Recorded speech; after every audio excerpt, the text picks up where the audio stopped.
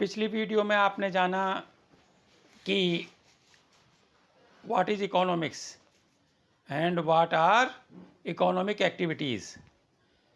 तो इकोनॉमिक्स में आपने जाना कि वो सारी जो हमारी एक्टिविटीज़ हैं जो अर्निंग के लिए की जाती हैं, लाइवलीहुड के लिए की जाती हैं, वो तमाम एक्टिविटीज़ होती हैं हमारी इकोनॉमिक एक्टिविटीज़। और इकोनॉमिक एक्टिविटीज़ का जो हमारा स्टडी है वो होता है हमारा इकोनॉमिक्स में। तो स्टूडेंट्स, ये आपने पिछली वीडियो में जाना। इस वीडियो में आप जानेंगे कि इकोनॉमिक्स एंड इकोनॉमी, नया वर्ड आपके लिए आ रहा है। इकोनॉमिक्स के साथ साथ इकोनॉमी, इसको समझेंगे हम इस वीडियो में। और हमारा टॉपिक होगा economy and types of economy. Students, so what is economy? सबसे पहले हम जानेंगे व्हाट इज इकोनॉमी।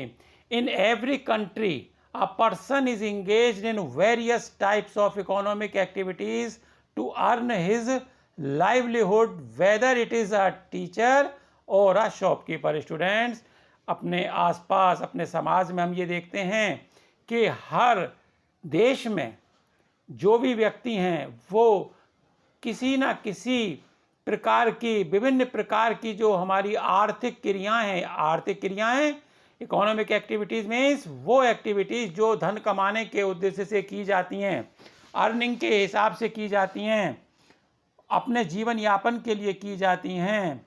चाहे उसमें एग्जाम्पल के तौर पर आप समझ सकते हैं टीचर हों या शॉपकीपर हों, सभी लोग धन कमाने के उद्देश्य से अपना काम करते हैं, एक्टिविटीज़ करते हैं। There is a need of a well-organized system or an organization for the proper execution of all the economic activities performed by various economic groups।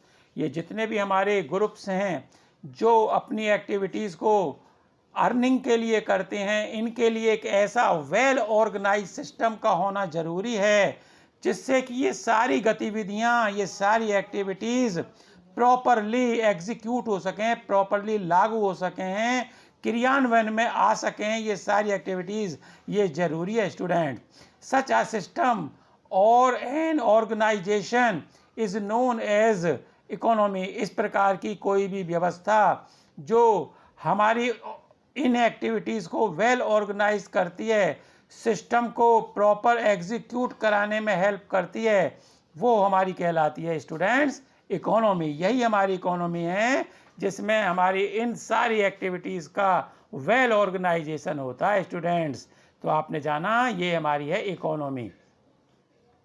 Now in economic structure mutual cooperation और understanding developed amongst the producers of various goods. हमारी जो economic structure है, हमारी वो तमाम जो बना हुआ स्ट्रक्चर है जिसमें हमारी ये गतिविधियां होती हैं अर्निंग के लिए, ये म्यूचुअल कोऑपरेशन के साथ चलती हैं, एक दूसरे के सहयोग से चलती हैं। और अंडरस्टैंडिंग होती है, एक दूसरे की अंडरस्टैंडिंग के हिसाब से चलती हैं, जिनमें कि डेवलपमेंट होता है प्रोड्यूसर्स में और वेरियस गुड्स में। यानी जो प्रोड्यूसर्स होते हैं वो तरह तरह के गुड्स को खरीदते हैं, बनाने के लिए कच्चे माल के रूप में उनको तैयार करते हैं और फिर उन तमाम तरह के जो गुड्स हैं उनको कंज्यूमर को उपलब्ध कराते हैं। ये हमारी म्यूचुअल अंडरस्टैंडिंग है जिसके द्वारा हमारी तमाम तरह की जो इकोनॉमिक एक्टिविटीज़ हैं वो व्यवहार में आती हैं, हमको दिखाई पड़ती हैं। It is a system in which the economic activities like production, consumption, exchange and distribution take place continuously. तो इकोनॉमी में हम जानते हैं कि ये ऐसा सिस्टम है जिसमें कि हमारी इकोनॉमिक एक्टिविटीज़ जैसे कि production, consumption, exchange and distribution, ये सारी लगातार चलती रहती हैं। ये सारी जो एक्टिविटीज़ जिस व्यवस्था में होती हैं, जिस ऑर्गेनाइजेशन के रूप में सामने आती हैं, वही हमारा कहलाता है economy. Students, now we will know about types of economy on the basis of the amount of interference of the state in conducting the economic activities in a country, the aim of conducting of economic activities we can divide the economies of the world in 3 groups. तो किस आधार पर हम अपने इस आधार पर कि जो राज्य है, जो देश है, वो इन एक्टिविटीज़ को करने में किस प्रकार का इंटरफेरेंस रखता है। आप देखते हैं स्टूडेंट्स कि किसी भी उद्योग को लगाने के लिए, किसी भी व्यवसाय को करने के लिए, अगर हम उसे लीगल तरीके से अपने व्यवसाय को, बिजनेस को एस्टेब्लिश करना चाहते हैं तो हमको गवर्नमेंट की परमिशन लेनी पड़ती है। तो हमें ये देखना पड़ेगा कि कितना इंटरफेरेंस है। आप जानते हैं जीएसटी वगैरह के आप तमाम तरह के सुनते हैं, तमाम लाइसेंस के बारे में सुनते हैं कि गवर्नमेंट से परमिशन लेनी पड़ती है। तो इस आधार पर दूसरा एम ऑफ कंडक्टिंग, यानी हम किस उद्देश्य से अपनी इन एक्टिविटीज़ को कंडक्ट करना चाहते हैं, इन आधारों पर हम एक्टिविटीज़ को डिवाइड करेंगे स्टूडेंट्स। ये हमारे 3 ग्रुप्स हैं। Number 1 capitalistic economy, second socialistic economy and third one is mixed economy. अब इनको हम 1 बाय 1 समझेंगे स्टूडेंट्स। सबसे पहले capitalistic economy it is an economy where the factors of production are owned and controlled by private individuals. Capitalistic economy वो economy होती है जिसमें कि फैक्टर्स जो प्रोडक्शन के हैं, आपने पहले देखा, हमने पिछली वीडियो में डिस्कस किया कि जो फैक्टर्स हैं प्रोडक्शन के, जिसमें लैंड है, कैपिटल है, लेबर है और एंटरप्रेन्योर है, ये सारा जो हमने फैक्टर देखे ये कंट्रोल किए जाते हैं प्राइवेट इंडिविजुअल्स के द्वारा। यानी प्राइवेट लोग होते हैं जो इन सबको कंट्रोल करते हैं, इनका ऑर्गेनाइजेशन करते हैं। The aim of the economic activities is private welfare and profit. और स्टूडेंट्स ये खास बात है कि इन इकोनॉमिक एक्टिविटीज़ का जो पर्पज़ है, जो उद्देश्य है, वो अपना खुद का कल्याण करना है, खुद का फ़ायदा करना है और अधिकाधिक जो प्रॉफिट है, लाभ है, वो कमाना है। The government does not interfere in the conducting of economic activities. इन प्रकार की गतिविधियों में जो सरकार है वो किसी भी प्रकार की दखलंदाजी नहीं करती है। प्राइवेट लोग अपने विवेक से निर्णय लेते हैं और तमाम चीज़ों को ऑर्गेनाइज और कंट्रोल करते हैं। This economy is also known as open market economy, और इसको हम ओपन मार्केट इकोनॉमी भी कहते हैं। यहाँ पर जो बाइंग है और सेलिंग है, इनसे जुड़े हुए जो तमाम फैक्टर्स हैं वो खुद अपने आप काम करते रहते हैं। कंज्यूमर्स अपनी इच्छाओं से, अपनी डिमांड के हिसाब से, अपनी पसंद के हिसाब से सामान खरीदने के लिए स्वतंत्र होते हैं और प्रोड्यूसर भी उनकी इच्छाओं की पूर्ति के लिए वो तमाम तरह के सामानों को बनाया करते हैं। तो मार्केट ओपन होता है, उसमें किसी प्रकार का इंटरफेरेंस या रेस्ट्रिक्शन नहीं होता है स्टूडेंट्स। ये हमारी है कैपिटलिस्टिक इकोनॉमी। आगे हम जानेंगे फीचर्स ऑफ कैपिटलिस्टिक इकोनॉमी। आखिर हमारी जो कैपिटलिस्टिक इकोनॉमी है जिसमें प्रॉफिट के लिए प्राइवेट लोग अपने एफर्ट्स करते हैं, आखिर उनके फीचर्स क्या हैं, हम कैसे पहचान करेंगे कि ये हमारी कैपिटलिस्टिक इकोनॉमी है। इसमें number of right of private property, यानी जो हमारे कैपिटलिस्टिक हैं, जो कैपिटलिस्ट हैं, जो कि इन तमाम चीज़ों को ऑर्गेनाइज करते हैं, लैंड, लेबर और पावर और तमाम तरह की कैपिटल को, वो जो लोग होते हैं उनको पूरा अधिकार होता है कि वो प्राइवेट प्रॉपर्टी को बना सकें। इसमें किसी भी प्रकार का इंटरफेरेंस नहीं होता है। वो अपनी कमाई के हिसाब से अपनी चीज़ों को एस्टेब्लिश कर सकते हैं, बढ़ा सकते हैं स्टूडेंट्स। पहली चीज़ ये। Second, interdependence of consumers choice.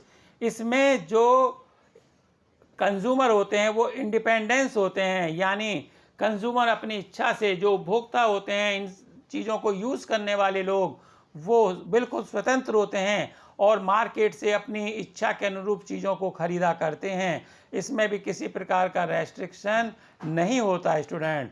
Third one is freedom of entrepreneurship. इसमें आज़ादी होती है। जो उद्यमी होता है, जो कैपिटलिस्ट होता है, जो इन तमाम चीज़ों को ऑर्गेनाइज करता है, उसको आज़ादी होती है कि वो किसी भी प्रकार का बिजनेस करे, किसी भी प्रकार की एक्टिविटीज़ अपने मन से संचालित करे, ये उसको पूरी आज़ादी इसमें होती है। किसी भी प्रकार का गवर्नमेंट का कंट्रोल या गवर्नमेंट का इंटरफेरेंस इसमें नहीं हुआ करता है स्टूडेंट। नेक्स्ट है कंपटीशन। नेक्स्ट है कंपटीशन, और कंपटीशन आप अच्छी तरह जानते हैं, जैसे आप स्टूडेंट्स हैं, आप में आगे निकलने की, अच्छा परफॉर्म करने की होड़ होती है, एक दूसरे से प्रतिस्पर्धा होती है। इसी प्रकार से जो हमारे प्रोड्यूसर होते हैं, जो कैपिटलिस्ट होते हैं, उन सब में भी आपस में कंपटीशन होता है कि वो किस प्रकार से अपने व्यवसाय को बढ़ाएं और आगे निकलें। ज़्यादा से ज़्यादा प्रॉफिट कमाना उनका उद्देश्य होता है, अपने जो बिजनेस है उसको बढ़ाने का उनका उद्देश्य होता है। तो एक प्रतिस्पर्धा होती है एक दूसरे से। नेक्स्ट है प्राइवेट वेलफेयर एंड प्रॉफिट, और इसकी पहचान जैसा कि हमने पीछे देखा कि जो कैपिटलिस्ट हैं उनमें प्राइवेट वेलफेयर एंड प्रॉफिट की जो सबसे बड़ा उद्देश्य होता है वो होता है, यानी वो जो भी एक्टिविटीज़ करते हैं उनमें उनका अपना फ़ायदा होता है, अपना लाभ होता है, प्रॉफिट कमाने के लिए वो सारी एक्टिविटीज़ वो किया करते हैं स्टूडेंट्स। नेक्स्ट है क्लास स्ट्रगल। ये एक बड़ी बात है स्टूडेंट कि इस प्रकार की जो इकोनॉमी है, कैपिटलिस्टिक इकोनॉमी, इसमें क्लास स्ट्रगल हो जाता है स्टूडेंट्स। क्लास स्ट्रगल से मतलब दो तरह के ग्रुप बन जाते हैं स्टूडेंट्स, एक रिच पीपल का जिसमें हमारे कैपिटलिस्ट आते हैं, दूसरा पुअर पीपल का जिसमें हमारे लेबरर लोग आते हैं। तो इनमें आपस में स्ट्रगल होता रहता है, जैसे कि श्रमिक संघ बन जाते हैं, वो अपनी सुविधाओं की मांग करते हैं, अच्छा वेतन, काम करने के कम घंटे और हाइजीनिक एनवायरनमेंट, और समय समय पर बोनस, ग्रेजुएटी फंड वगैरह की मांग करते रहते हैं। इधर जो हमारे कैपिटलिस्ट हैं वो आसानी से इन चीज़ों को नहीं देना चाहते क्योंकि इसमें उनका नुकसान होता है। तो इस प्रकार से एक टेंशन रहता है, आपस में एक क्लैश रहता है, स्ट्रगल रहता है। तो क्लास स्ट्रगल इसकी खास एक पहचान है, एक फीचर है जो कैपिटलिस्टिक इकोनॉमी को बताती है। और सेवंथ हम देख रहे हैं इनइक्वालिटी ऑफ इनकम, यानी इसमें गैर बराबरी होती है आमदनी में, यानी छोटे बिजनेसमैन कम लाभ कमाते हैं, बड़े बिजनेसमैन ज़्यादा लाभ कमाते हैं। आगे बढ़ने का किसी भी प्रकार का कोई भी कहीं रुकावट नहीं होती, सब अपने अपने मर्जी से अपने अपने जो योग्यता है और जैसी जिसकी साधन हुआ करते हैं उसके बल पर वो आगे बढ़ते हैं। और इनकम की इनइक्वालिटी होती है, यानी आमदनी में कोई समानता नहीं होती। इस प्रकार से जो ये इकोनॉमिक हमारी कैपिटलिस्टिक इकोनॉमी है उसके ये सारे जो फीचर्स हैं, तो ये सारे जो हमने देखा स्टूडेंट्स, ये हमारे फीचर्स थे। नेक्स्ट वीडियो में हम इसके मेरिट्स और डीमेरिट्स के बारे में चर्चा करेंगे स्टूडेंट्स। ओके, तब तक के लिए बाय। ओके।